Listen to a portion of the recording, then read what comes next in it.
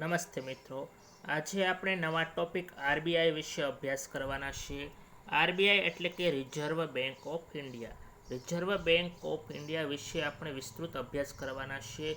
તેની સ્થાપના લઈ તેના કાર્યો, તેના ઉદ્દેશ્ય અને તે કેવા કેવા કાર્યો કરે છે તેની વિગતે માહિતી આજે આપણે મેળવવાના છીએ. તો સૌ પ્રથમ તેની સ્થાપના ક્યારે થઈ? તો 1 એપ્રિલ 1935ના રોજ છે તેની સ્થાપના થઈ હતી અને તેના માટે એક એક્ટ પસાર કરવામાં આવ્યો હતો. જે એક્ટનું નામ હતું રિઝર્વ બેંક અધિનિયમ 1934.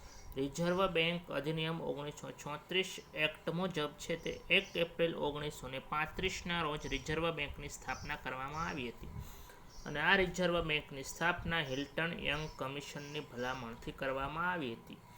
સૌ પ્રથમ છે રિઝર્વ બેંક ઓફ ઇન્ડિયાના અધ્યક્ષ ઓસબર્ન સ્મિથ છે તે બન્યા હતા અને આ રિઝર્વ બેંક ઓફ ઇન્ડિયા છે તે પહેલાં પ્રાઇવેટ બેંક હતી જેનું 1949માં રાષ્ટ્રીયકરણ કરવામાં આવ્યું હતું, એટલે કે ત્યારબાદ તે સરકારી બેંક બની ગઈ હતી. પ્રથમ ભારતીય ગવર્નર જોઈએ તો રિઝર્વ બેંક ઓફ ઇન્ડિયાના પ્રથમ ભારતીય ગવર્નર સીડી દેશમુખ હતા. રિઝર્વ બેંક ઓફ ઇન્ડિયાનું વડું મથક છે તે મુંબઈ ખાતે આવેલું છે, પરંતુ શરૂઆતમાં જ્યારે રિઝર્વ બેંક ઓફ ઇન્ડિયાની સ્થાપના 1935માં કરવામાં આવી ત્યારે વડું મથક મુંબઈ નહોતું પરંતુ કોલકાતા હતું અને 1935થી 1937 સુધી તેનું વડું મથક કોલકાતા હતું. ત્યારબાદ છે તેનું વડું મથક ફરી ગયું અને મુંબઈ કરવામાં આવ્યું. રિઝર્વ બેંક ઓફ ઇન્ડિયાની 4 ક્ષેત્રોમાં ઓફિસ આવેલી છે. તે કયા કયા ક્ષેત્રો છે? તો એક તો મુંબઈમાં જ્યાં તેનું વડું મથક છે, ત્યારબાદ 3 બીજા સિટી દિલ્હી, કલકત્તા અને ચેન્નઈમાં તેની ઓફિસ આવેલી છે. રિઝર્વ બેંકમાં કુલ 21 સભ્યો મુખ્ય હોય છે. એક તો ગવર્નર, જેમાં હાલ ગવર્નર આપણા છે રિઝર્વ બેંક ઓફ ઇન્ડિયાના શશિકાંત દાસ છે, જે લગભગ 25માં ગવર્નર છે. તો એક તો ગવર્નર હોય છે. 4 છે તે નાયબ ગવર્નર હોય છે, એટલે કે ડેપ્યુટી ગવર્નર. ત્યારબાદ 10 સભ્યોની સરકાર દ્વારા નિમણૂક કરવામાં આવે છે. 4 છે ક્ષેત્રીય ઓફિસ હોય છે તેના સભ્ય હોય છે અને 2 નાણાં મંત્રાલયના પ્રતિનિધિઓ હોય છે. આમ કુલ 21 સભ્યો છે તે આરબીઆઈના કાર્યો કરે છે. તો હવે આરબીઆઈના કાર્યો ક્યાં ક્યાં છે તે પણ આપણે જોવાના છે. તો આરબીઆઈના મુખ્ય કાર્યો છે તે અહીંયા મેં દર્શાવ્યા છે. તો એક તો નાણાકીય નીતિ ઘડવાનું કામ છે તે આરબીઆઈ કરે છે. નાણાકીય નીતિ ઘડવાનું કામ છે તે કોણ કરે છે? તો આરબીઆઈ એટલે કે રિઝર્વ બેંક ઓફ ઇન્ડિયા કરે છે. નાણાકીય નીતિ ઘડે એટલે તે શું કરે? તો કે મૂલ્યમાં સ્થિરતા લાવે. કોઈ પણ મૂલ્ય છે, કોઈ પણ વસ્તુનું મૂલ્ય છે તે એકાએક વધી ના જાય અને એકાએક ઘટી ન જાય તેનું નિયંત્રણ છે તે આરબીઆઈ કરે છે. કેવી રીતે? તો નાણાકીય નીતિ ઘડીને. ત્યારબાદ આર્થિક વૃદ્ધિને સુનિશ્ચિત કરે છે, એટલે કે આર્થિક વૃદ્ધિને વધારવાનું કામ છે તે પણ આરબીઆઈના અંડરમાં આવે છે. નાણાં બહાર પાડે એટલે કે નોટો છાપે. નોટો છાપવાનું કામ અને નાણાં બહાર પાડવાનું કામ છે તે આરબીઆઈ કરે છે. નાણાં બહાર પાડવાનો અર્થ નાણાં નષ્ટ કરવા એવો પણ થાય છે. નાણાં નષ્ટ કરવા હોય તો પણ આરબીઆઈ કરી શકે છે. એટલે કે જો નોટ ફાટી ગઈ હોય, બગડી ગઈ હોય તો તેને નષ્ટ કરી તેની જગ્યાએ નવી નોટ છે તે આરબીઆઈ છાપી શકે છે. બેંકોની બેંક તરીકે કાર્ય કરે છે, એટલે કે બેંકોને જો પૈસા લેવા હોય તો કોની પાસે જશે? તો આરબીઆઈ છે તેને પૈસા આપે છે બેંકોની, એટલે કે તે બેંકોની પણ બેંક છે. એટલે કોઈ પણ બેંક છે તે છે તેના પર કંટ્રોલ કોણ કરે છે? આરબીઆઈ કરે છે, એટલે છે તે બેંકોની બેંક પણ કહેવાય છે. જનતાના નાણાંનું રક્ષણ કરવાનું કામ પણ આરબીઆઈ કરે છે. બરોબર, જનતાના નાણાંનું રક્ષણ કોણ કરે છે? આરબીઆઈ કરે છે. આપણે કોઈ પણ બેંક છે તે ઉઠી જાય તો આપણે આરબીઆઈ પાસે જ સહાય માગી શકીએ છીએ, એટલે કે તે જનતાના નાણાંનું રક્ષણ કરે છે. સરકારની બેંક કહેવાય છે. સરકારની પણ બેંક છે, એટલે કે સરકારને પણ તે નાણાં આપે છે અને સલાહકાર છે. સરકારની બેંક છે અને સરકારને સલાહ પણ આપે છે કે નાણાકીય નીતિ ઘડે અને તે મુજબ કાર્ય કરે એવી સલાહ પણ સરકારને આપે છે. વિદેશી મુદ્રા ભંડારનું રક્ષણ કરવાનું કામ પણ આરબીઆઈનું છે અને તે 1999ના એક્ટ મુજબ છે તે વિદેશી મુદ્રા ભંડારનું રક્ષણ કરવાનું કામ કરે છે. વિદેશી મુદ્રા ભંડાર એટલે કે ડોલર, પાઉન્ડ, ચીનનો જે ચલણ હોય તે, બાંગ્લાદેશનું ચલણ હોય તે, એવા અલગ અલગ છે તેને વિદેશી મુદ્રા કહેવાય છે. અને તેનું રક્ષણ કોણ કરે છે? તો તેનું રક્ષણ છે તે આરબીઆઈ કરે છે. અલગ અલગ વિદેશી મુદ્રા હોય તે છે તે ત્યાં જમા રાખે છે. વિદેશી રોકાણ અને ભારતનું વિદેશમાં રોકાણ માટેની વિદેશ નીતિ બનાવે છે. વિદેશી કંઈક રોકાણ હોય, વિદેશીઓને જો ભારતમાં રોકાણ કરવું હોય અને ભારતને પણ વિદેશમાં રોકાણ કરવું હોય, તે માટે નીતિ કોણ બનાવે છે? તે માટે પણ નીતિ છે તે આરબીઆઈ બનાવે છે. શાખ નિયંત્રણનું કામ પણ આરબીઆઈ કરે છે. તો આ હતા આરબીઆઈના કાર્યો. આગળ જોઈએ આપણે આરબીઆઈ વિશે. તો ₹1ની નોટ સિવાય બધી જ નોટો આરબીઆઈ બહાર પાડે છે. એટલે કે નોટ છાપવાની વાત આવે તો ₹1ની નોટ છે તે છાપતી નથી, પરંતુ બાકી બધી જ નોટો આરબીઆઈ છાપે છે. એટલે કે ₹1 સિવાયની બધી જ નોટો પર આરબીઆઈનો ગવર્નર હોય છે, તેના હસ્તાક્ષર હોય છે. તો ₹1ની નોટ કોણ છાપે છે? તો નાણાં મંત્રાલય છે તે ₹1ની નોટ છાપે છે.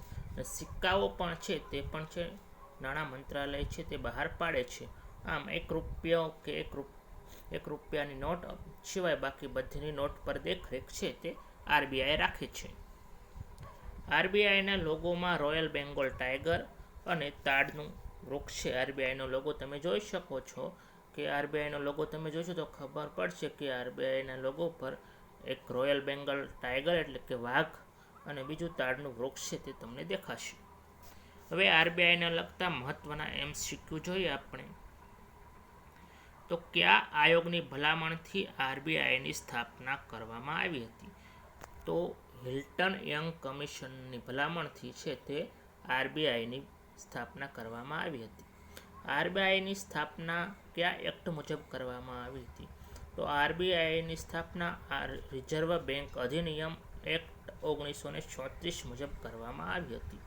જો ભૂલમાં 1935 લખવું નહીં, કારણ કે રિઝર્વ બેંકની સ્થાપના છે તે 1935માં થઈ હતી, પરંતુ અધિનિયમ હતો 1934નો. ત્યારબાદ જોઈએ ત્રીજો MCQ. આરબીઆઈનું રાષ્ટ્રીયકરણ ક્યારે કરવામાં આવ્યું હતું? તો આરબીઆઈનું રાષ્ટ્રીયકરણ 1949માં કરવામાં આવ્યું હતું. 1937માં તો છે તે આરબીઆઈનું વડું મથક છે કોલકાતાથી મુંબઈ બનાવવામાં આવ્યું હતું. 1969માં લગભગ 14 બેંકનું રાષ્ટ્રીયકરણ કરવામાં આવ્યું હતું, પરંતુ આરબીઆઈનું તો 1949માં કરવામાં આવ્યું હતું. 1955 જોઈએ તો તેમાં એસબીઆઈનું રાષ્ટ્રીયકરણ કરવામાં આવ્યું હતું. ત્યારબાદ જોઈએ આગળનો MCQ. આરબીઆઈનું હેડક્વાર્ટર ક્યાં છે? તો આરબીઆઈનું હેડક્વાર્ટર મુંબઈમાં છે. ત્યારબાદ જોઈએ પાંચમો પ્રશ્ન. આરબીઆઈની કેટલીક ક્ષેત્રીય બ્રાન્ચ છે? તો આપણે જોઈ ગયા કે આરબીઆઈની 4 ક્ષેત્રીય બ્રાન્ચ છે. ચોથો પ્રશ્ન. ઓસબોર્ન સ્મિથ એ આરબીઆઈના કેટલામાં ગવર્નર હતા? ઓસબોર્ન સ્મિથ એ આરબીઆઈના પ્રથમ ગવર્નર હતા. આપણે આ પ્રશ્ન પણ જોઈ ગયા છીએ. ત્યારબાદ જોઈએ 7મો પ્રશ્ન. આરબીઆઈના પ્રથમ ભારતીય ગવર્નર કોણ હતા? જો ભારતીય ગવર્નર છે તે હતા સીડી દેશમુખ. આરબીઆઈના પ્રથમ ભારતીય ગવર્નર સીડી દેશમુખ હતા. આરબીઆઈની મહિલા ગવર્નર કોણ હતી? તો આરબીઆઈમાં હજુ સુધી છે તે મહિલા ગવર્નર જ નથી. એટલે કે આરબીઆઈમાં મહિલા ગવર્નર નથી, એટલે કે આમાંથી એક પણ નહીં. ત્યારબાદ આગળ જોઈએ ₹1ની નોટ પર કોના હસ્તાક્ષર હોય છે? તો આરબીઆઈના ગવર્નર છે તે ₹1ની નોટ સિવાય બધી જ નોટ પર તેના હસ્તાક્ષર હોય છે, પરંતુ ₹1ની નોટ પર છે તે નાણાં સચિવના હસ્તાક્ષર હોય છે. બરાબર, નાણાં મંત્રીના હોતા નથી, નાણાં સચિવના હસ્તાક્ષર હોય છે, યાદ રાખજો. ત્યારબાદ 10મો પ્રશ્ન, 10મો MCQ. રૂપિયાના ચિહ્નની રચના કોણે કરી? તો રૂપિયાના ચિહ્ન એટલે કે રૂપિયાનો સિમ્બોલ આવી રીતનો છે, રૂપિયાને દર્શાવવાનો સિમ્બોલ.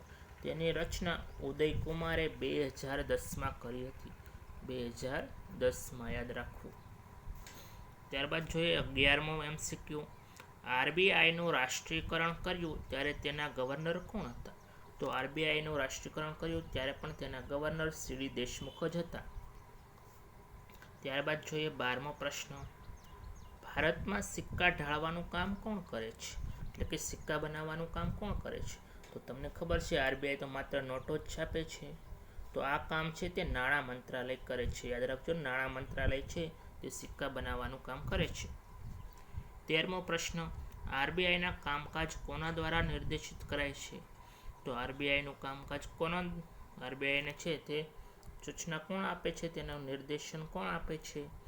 તો નાણાં મંત્રાલય દ્વારા છે તે નિર્દેશિત કરાય છે. 14મો પ્રશ્ન, બેંકો પર રેપો રેટ કોણ લગાવે છે? રેપો રેટ એટલે એક પ્રકારનું બેંક ઉપર વ્યાજ જે આરબીઆઈ લગાવે છે. બેંકોની બેંક છે તે કઈ છે? તો બેંકોની બેંક છે આરબીઆઈ છે. 16મો પ્રશ્ન, નોટો છાપવાનું કામ કોણ કરે છે? નોટો છાપવાનું કામ આરબીઆઈ કરે છે, તમને ખબર છે, પરંતુ ₹1ની નોટ નાણાં મંત્રાલય દ્વારા છાપવામાં આવે છે.